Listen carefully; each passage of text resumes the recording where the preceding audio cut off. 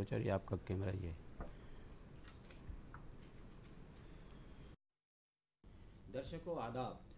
दर्शकों, विशेष कार्यक्रम में मैं फरमान ज़ियाई आपका स्वागत करता हूं। दर्शकों, आप जानते हैं कि इस प्रोग्राम में हम ऐसी शख्सियत से आपकी मुलाकात कराते हैं जो अनेक प्रतिभाओं के धनी हुआ करते हैं, लेकिन आज जिनसे हम आपकी मुलाकात कर रहे हैं ये प्रतिभाओं के साथ साथ एक जिम्मेदार पद पे यानी डिप्टी कमिश्नर हैं विभाग के अंदर, और इनके साथ ऐसी अनेक प्रतिभाएं मौजूद हैं।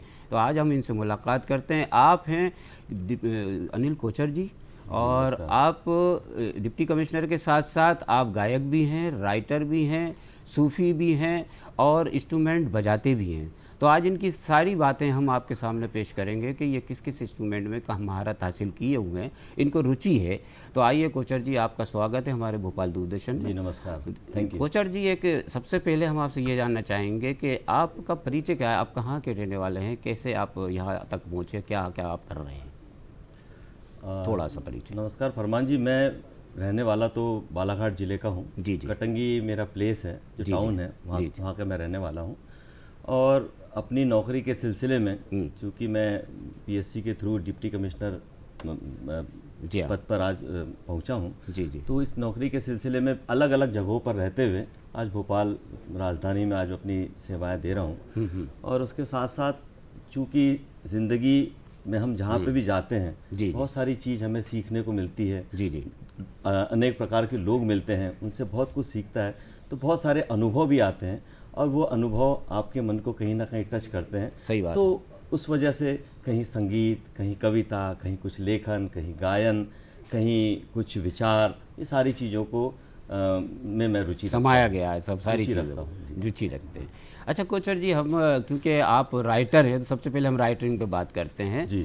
आप इतने व्यस्तम समय में, जबकि आपके पास समय है ही नहीं क्योंकि अधिकारी को तो बहुत काम रहते हैं, उसके बावजूद आप अपनी ये रुचियां जो हैं, आपके जो हॉबी है, जो शौक़ है, इसको किस तरह निर्वहन कर लेते हैं इनका आप? फरमान जी, मुझे तो ऐसा लगता है कि रुचि और हमारी ज़िंदगी और हमारा जो काम है जी, वो और अलग अलग चीज़ नहीं है। जब हम काम से निवृत्त होते हैं तब यदि हम अपनी हॉबीज़ को थोड़ा समय दें तो नए काम के लिए एक नई ऊर्जा को हम फिर से संचित करते हैं। जैसे हम रात में सोते हैं और फिर सुबह जागते हैं तो नई हमें एनर्जी मिलती है। तो हमें जो ज़िंदगी से सीखने को मिलता है और उसको हम अपने रुचि के रूप में यदि अभिव्यक्त करते हैं तो काम से रुचि में ऊर्जा मिलती है और रुचि से काम में ऊर्जा मिलती है। ये तो फिर ये ऐसा नहीं लगता कि कोई हम विशेष कर रहे हैं, अपने आप स्वतः सारी चीज़ों के लिए समय निकलता जाता है। क्या बात है। दर्शकों, आप जानते हैं कि बहुत खूबसूरत अंदाज से आपने बताया कि भले ही पद पर किसी भी कार्यक्रम में हो, हम किसी भी काम कर रहे हों, लेकिन वक्त निकाल ही लेते हैं निकालने वाले। तो आपने कविताओं के क्षेत्र में भी काम किया है, व्यंग भी आप लिखते हैं, गज़ल भी आप लिखते हैं। मैं क्या क्या प्रतिभाएँ आपकी बताऊँ, मैं तो सुन के दंग हूँ कि आप इतनी धनी है।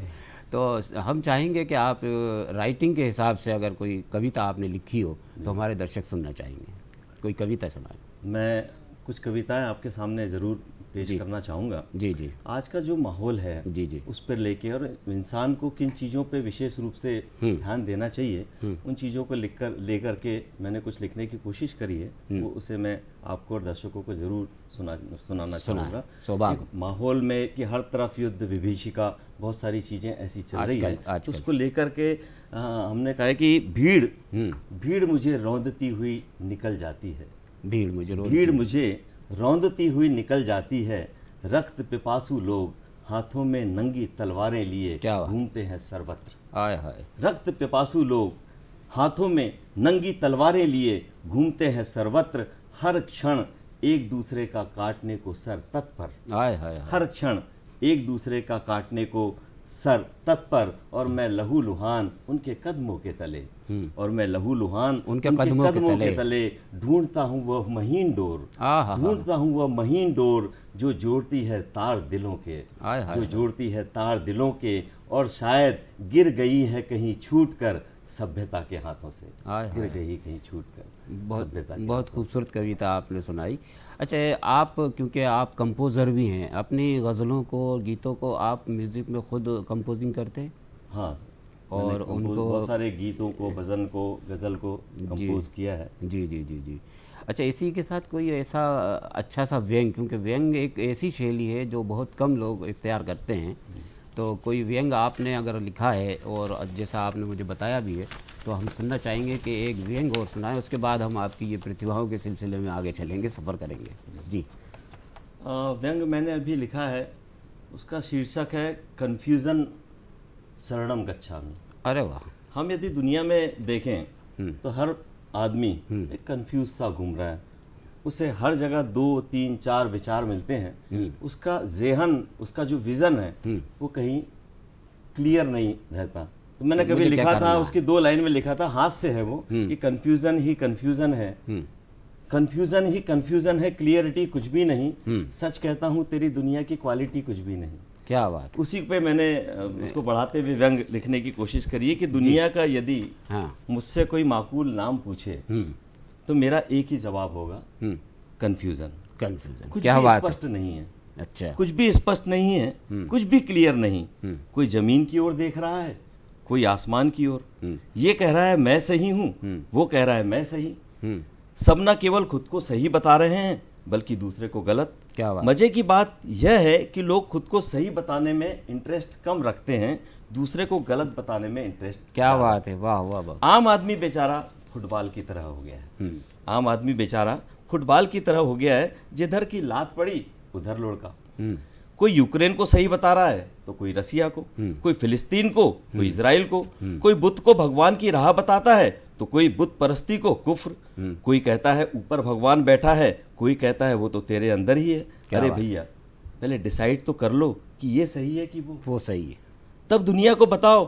फिर लगता है आखिर डिसाइड भी कौन करे, वो भी तो सब कंफ्यूज्ड है, वो भी तो सब कंफ्यूज्ड है। कोई कहता है फल खाने से शुगर होती है, कोई कहता है फल खाने से शुगर ठीक होती है। क्या बात। अरे यार, या तो ये सच होगा या वो ये दोनों बातें एक साथ सच कैसे हो सकती हैं। पिछले दिनों हम बीमार पड़ गए तो शामत ही आ गई। आयुर्वेद वाला जिसे अच्छा बता रहा था, एलोपैथ वाला उसे जहर। प्राकृतिक चिकित्सा और होम्योपैथिक की तो बात ही छोड़ो, हमारी बीमारी तो खैर अपने आप ठीक हो गई, मगर इन दवाओं के कंफ्यूजन में हम मरते मरते बचे। जो थोड़ी देर ज्ञान देता है तो लगता है यही ठीक है, फिर दूसरे के पास जाओ तो लगता है वह ज्यादा ठीक है। तो ये ठीक क्या है या फिर ठीक कुछ भी नहीं। टीवी वाले बहस कराए जा रहे हैं और हम इधर पागल हुए जा रहे हैं। मुझे लगता है कि ऊपर वाला सारी दुनिया को कंफ्यूज या के मजे ले रहा। दुनिया में प्रैंक बहुत सारे चल रहे हैं, जैसे मुर्गा बनाना, बकरा बनाना, मगर सबसे बड़ा प्रैंक तो ऊपर वाला खुद हमारे साथ कर रहा है। कोई चीज एक दृष्टि से सही लगती है तो दूसरी दृष्टि से गलत। दुनिया के किसी भी चीज को देख लो तो यही हालत है। कंफ्यूजन भरी इस दुनिया में बहुत सारी दुकानें खुली हुई हैं, जिसे देखो वो अपनी दुकान का सामान सर्वश्रेष्ठ बता रहा है। इसलिए जिधर देखो बहस बहस बहस। मेरी तो पूरी उम्र बीत गई, आज तक समझ में नहीं आया कि किस दुकान से सामान खरीदा जाए। थोड़ा इधर से खरीदा, थोड़ा उधर से। मेरे पूरे घर में कंफ्यूजन फैल गया। घर के अंदर जाओ तो दिमाग पागल सरीखा लगता है। मुझे लगता है हर आदमी इस कंफ्यूजन को दूर करने निकलता है और ज़्यादा कंफ्यूज्ड होकर वापस आता है। क्या बात। वह किसी ऐसे दुकानदार की तलाश में रहता है जिसकी बातों में पूरा विश्वास झलकता हो, और इसका फ़ायदा उठाकर नकली दुकानदार अपने चेहरे पर नकली विश्वास की परत चढ़ाकर उसे सामान बेच देते हैं। क्या बात है, क्या बात। वो तो कंफ्यूज का कंफ्यूज रह जाता है, मगर दुकानदार की तोंद मोटी होते जा रही है, जो अत जाती है धर्म की दुकान, डॉक्टरों की दुकान, राजनीति की दुकान। क्या बात है, क्या बात है। यानी अगर मैं ये कहूँगा आपने मुझे कंफ्यूज कर दिया है कि ये कितने इंस्ट्रूमेंट से कौन से बजाएंगे कौन से नहीं बजाएंगे। खुद कंफ्यूज हो रहा हूँ। जी जी जी जी, बहुत ही खूबसूरत आपने व्यंग अभी हमारे दर्शकों को सुनाया। कोचर जी, अब हम चलते हैं क्योंकि म्यूज़िक की सफ़र की तरफ। आप म्यूज़िक बजाते हैं और ख़ुद ही अपनी कंपोज भी करते हैं गज़लों को, तो सबसे पहले हम चाहेंगे कि आप बांसुरी पर कोई चीज़ हमारे दर्शकों को सुनाएं। बांसुरी पर, क्योंकि बांसुरी बड़ी खूबसूरत। के अलावा मैं पहले विसिल पे सुना दूँ यदि आप। चलिए, आप अगर ऐसा चाहते हैं कि मैं विसिल सुनाना चाहता हूं तो आप विसिल सुना दीजिए, क्योंकि हमारे लिए तो दर्शक सब सुनना चाहते हैं। विसिल में आप सुनिए जी। विसिल मुझे इसलिए पसंद है जी, क्योंकि विसिल एक ऐसा वाद्य है जो कि कुदरती तौर पे आपके साथ हमेशा रहता है। और इसका शायद आपको कोई उस्ताद भी मुश्किल से ही मिलेगा। इसका उस्ताद तो मुश्किल से मिलेगा, लेकिन यदि आपके मन में शौक है हाँ तो आप उसको तो ढूंढ सकते हैं, आप बढ़ा सकते हैं। दर्शक सुनिएगा, ये विसिल में आपको एक गीत सुनाएंगे और बड़ा खूबसूरत है, ये वाद्य इनका पर्सनल है जी।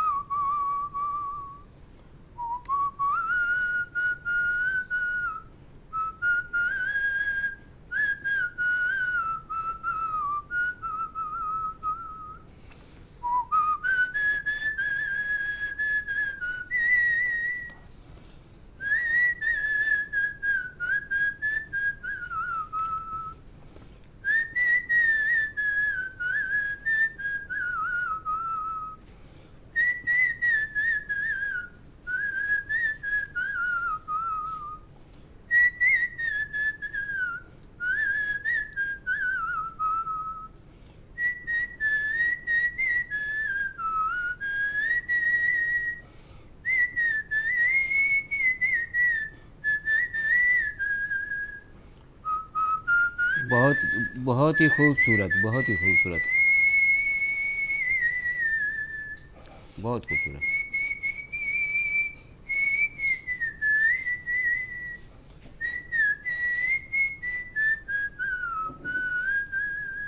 वाह वाह,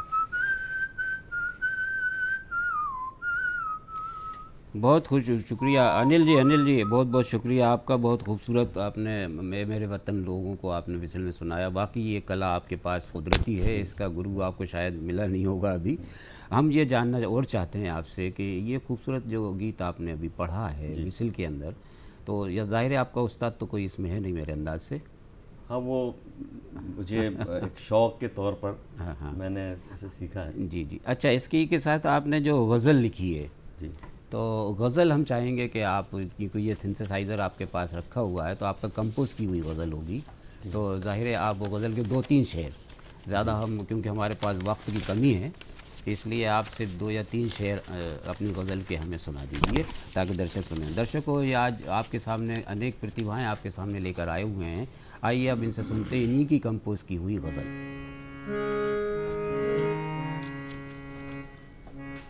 गज़ल सुनाने के पहले 2 शेर, एक शेर मैं सुनाना चाहूँगा इरशाद कि हम तो चंद अल्फाज बिखेर देते हैं कागज़ों में एहसास के, हम तो चंद अल्फाज बिखेर देते हैं कागज़ों में एहसास के जी, जब तुम इसे पढ़ते हो तो गज़ल होती। क्या बात है, वाह वाह वाह, इसे पढ़ते हो जब तुम इसे पढ़ते हो। ये जो गज़ल है कि यदि हमारे बीच में अभीप्सा है, हमारे बीच अंदर कोई प्यास है, तो हमें हर कुछ हासिल हो सकता है। जी जी। यदि हमारी प्यास कम है, हमारी इसमें शब्द आया है तिश्नगी। हाँ, तिश्नगी यानी प्यास। जी जी। अभीप्सा। वो दर्शक लोग क्योंकि गज़ल के शौकीन हैं, तो आप जो पढ़ेंगे वो समझ लेंगे। आप अपनी गज़ल सुनाइए। तो जी आइए उसे मैं। जी, शुक्रिया।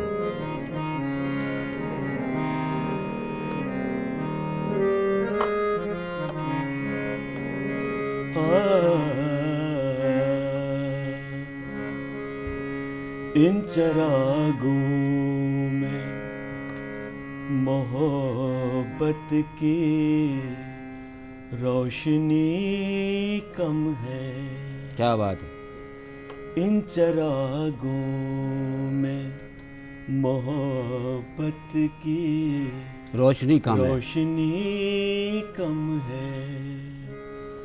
क्या करें हम के अंधेरों की तिश्नगी कम है। क्या बात है। क्या करें हम के अंधेरों की तिश्नगी कम है। क्या कहें।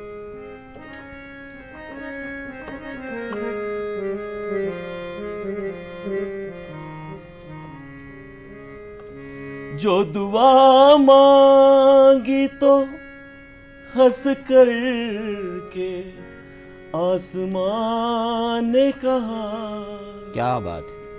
जो दुआ मांगी तो हंस कर के आसमान ने कहा।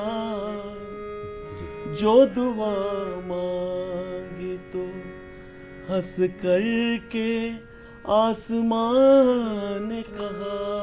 क्या बात है, क्या बात है। वाह वाह वाह। के जिस्म में वाह वाह वाह। दो सांस दी, क्या यही कम है। कम है। क्या बात है। क्या करें हम कि मोहब्बत की रोशनी कम है। क्या बात है। वाह वाह वाह। अगला शेर। जी, इरशाद। तेरे दीवाने को दुनिया में आसरा ना मिला। क्या बात है। वाह वाह वाह वाह। तेरे वाह, वाह, दीवाने वाह, वाह, को दुनिया में आसरा ना मिला। छत को ये आसमां, बिस्तर को ये जमीन कम है। कम है। क्या बात है। छत को ये आसमां, बिस्तर को ये जमीन क्या बात है। वाह वाह वाह। कम है। इन चरागों में। जी जी। वाह वाह वाह वाह वाह वाह। इन चरागों में तेरी दुनिया में आग क्यों हर सू है लगी। क्या बात है। तेरी दुनिया में आग सी क्यों लगी। तेरी दुनिया में आग क्यों हर सू है लगी। तेरी दुनिया वाह वाह वाह। आग क्यों हर सू है लगी। क्या बात। दर्द दिल में और आँखों में कुछ नमी कम है। क्या बात है। वाह वाह वाह वाह। बहुत खूबसूरत। बहुत खूबसूरत। क्या बात है। वाह, बहुत खूबसूरत। कोचर जी, आपने बहुत ही खूबसूरत गज़ल अपनी सुनाई, उसमें बहुत खूबसूरत सुनाई। आइए अब हम आपके सामने, क्योंकि कोचर जी आप अभी बहुत इंस्ट्रूमेंट बजाते हैं, हम चाहेंगे कि माउथ ऑर्गन पे जो आप बजाते हैं वो दिन भी हमारे दर्शक सुनना चाहेंगे। उसमें थोड़े से एक बंद और एक मखड़ा अंतरा सुना दीजिए माउथ ऑर्गन का। जी, माउथ ऑर्गन। दर्शकों, माउथ ऑर्गन का।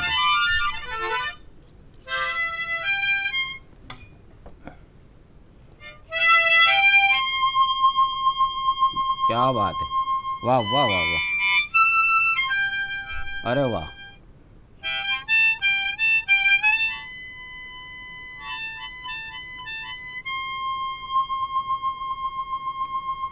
क्या कहने भाई, क्या कहने।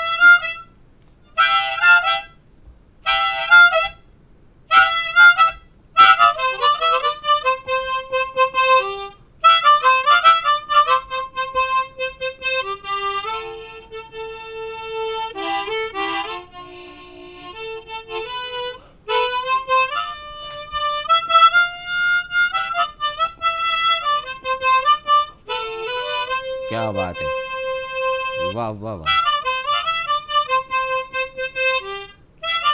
क्या बात है, वाह वाह वाह वाह वाह वाह वाह,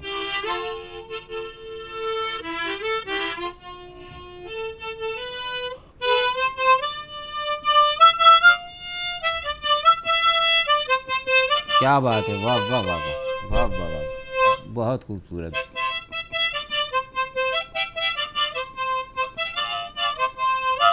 आहा आहा, क्या बात है, आहा,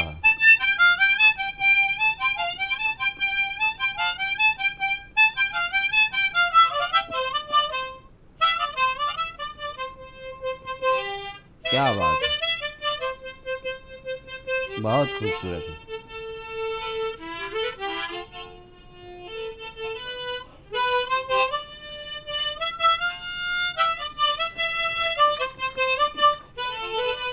क्या बात है, वाह वाह वाह वाह वाह वाह वाह, बहुत खूबसूरत, बहुत खूबसूरत।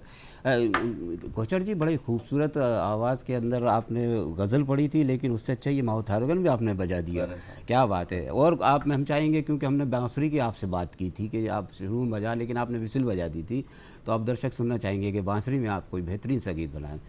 तो और क्योंकि आप चाहेंगे वो लाएंगे भी, तो आप खुद भी अपनी बेहतरीन जो आपको पसंद हो वो सुनाएं बांसुरी पर। क्या बात है, वाह वाह वाह वाह।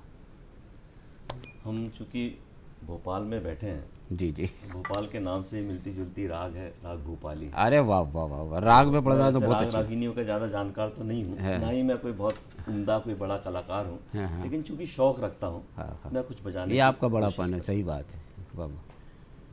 भोपाली राग।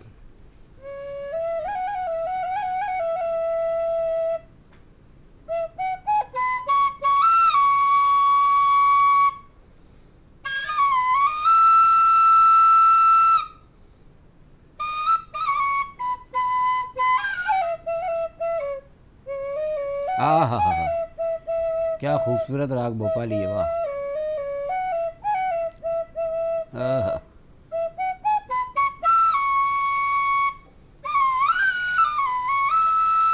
वाह वाह वाह वाह वाह वाह वाह,